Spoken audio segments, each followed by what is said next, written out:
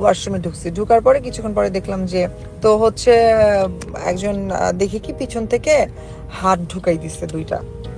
ঘটনাটা ঘটছে হচ্ছে আমি তখন জামালপুর 13 তারিখ রাতে, মানে 12 তারিখ রাত, 13 তারিখ হচ্ছে আমরা টাঙ্গাইল হাইওয়েতে এলেঙ্গার আগে, এই যে আমার ড্রাইভার পাশে আছে, ও ছিল সিচুয়েশনটাতে।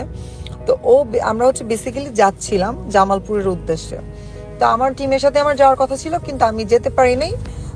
তো ওই দিন আমার শুটিং ছিল জোবান ভাইয়ের সাথে, তো শেষ করে আমার যেতে যেতে রাত হয়ে যায় আর কি। তো তারপর আমার যেহেতু ওয়াশরুমের প্রেশার আসে, তো আমি একটা ওরে বললাম যে একটা রেস্টুরেন্ট বা একটা পেট্রোল পাম্প দেখে গাড়িটা রাখো, কিন্তু ওই সময় তো এত রাত্রে রেস্টুরেন্ট খোলা পাওয়া যায় না। তো আমি একটা পেট্রোল পাম্পে গাড়িটা রাখলাম, রাখার পরে বললো যে আপু যান। আমার চোখে চোখে ঘুম ঘুম ঘুম চোখে আমি ওয়াশরুমে ঢুকছি। ঢুকার পরে কিছুক্ষণ পরে দেখলাম যে আমার ভেন্টিলেটারটা, ওয়াশরুমের হাইট অনেক কম ছিল, ভেন্টিলেটারটাও মোটামুটি বেশ বড় ভেন্টিলেটার। তখন হচ্ছে একজন, তুমি জিজ্ঞেস করো মেন রোডে ঢুকান আগে, তো হচ্ছে একজন দেখি কি পিছন থেকে হাত ঢুকাই দিচ্ছে দুইটা। তা আমি খুব সাহসিকতার সাথে ধরো চিল্লানি দিয়ে লিটারেলি গেট খুলে বের হয়ে গেছিলাম। তারপর যখন ওকে ধরতে যাব তখন আমার ড্রাইভারও পিছনে পিছনে দৌড় দিল, কিন্তু বেসিক্যালি ওরা আমরা ধরতে পারি নাই, কারণ ও দৌড়ে পালাইছে।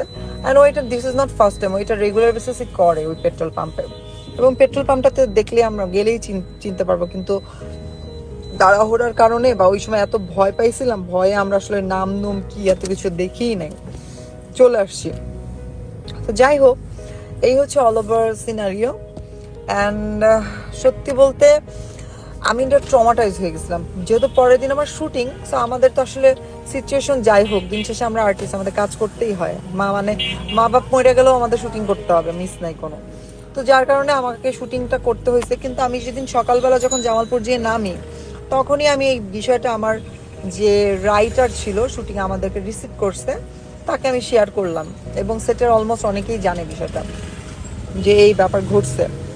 তো আমার প্ল্যান ছিল আসার দিন আমি একটু ওই পেট্রোল পাম্পে আবার যাবো ওকে ধরার জন্য, কিন্তু আমি আসলে এত ভয় পেয়ে গেছিলাম, আর হয় নাই। পরের দিনও শুটিং ছিল, যার কারণে আমার আসলে চলে আসতে হয়েছে। সো এই হচ্ছে অল ওভার ঘটনা। আর রামিসার ঘটনায় আমার প্রতিক্রিয়া বলবো, সত্যি বলতে আমি নিজেই যেখানে এত মানে খুব রিসেন্ট এরকম একটা সিচুয়েশন ফেস করছি, সো আমার প্রতিক্রিয়া বুঝতেই পারতেছো। আর রামিসার তো আসলে অনেক ছোট, খুব বাচ্চা একটা মেয়ে। সেই মানুষটার ছোট মানুষটার সাথে যে মর্মান্তিক ঘটনা ঘটছে, যেভাবে ওকে খুন করা হয়েছে, এইটার প্রতিক্রিয়া যদি আমাকে বলতে বলো, তাহলে আমি সত্যি বলতে আসামিকে পারলে নিজে ওকে ক্রস ফায়ার করতাম। কারণ আমি পার্সোনালি এটা নিতেই পারতেছি না। গত 2-3 দিন মনে হচ্ছে যে আল্লাহ পৃথিবীতে কেন আছে এখন, এরকম জীবনের থেকে না থাকা অনেক ভালো। এভাবে অনিশ্চিত মানে বিচ্ছিরি মৃত্যুর থেকে আমার মনে হয় কি আমাদের মেয়েদেরকে এই সমাজ থেকে ফাঁসিতে ঝুলা মেরে ফেলুক। যেহেতু ধর্ষকদের ফাঁসি দিতে পারবে না, তাহলে যারা ধর্ষিতা হবে তাদেরকে ফাঁসি দিয়ে মেরে ফেলুক। আমার কাছে এখন এটাই মনে হয়, বুঝছো। আর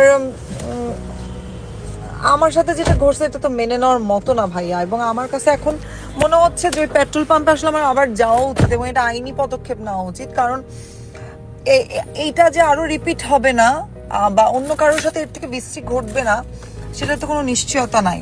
তো আমার তো মনে হচ্ছে যে এটা আরো বাজেভাবে এস্টাবলিশ হতে পারে, এবং এটা আসলে আইনের নজরে আসা উচিত।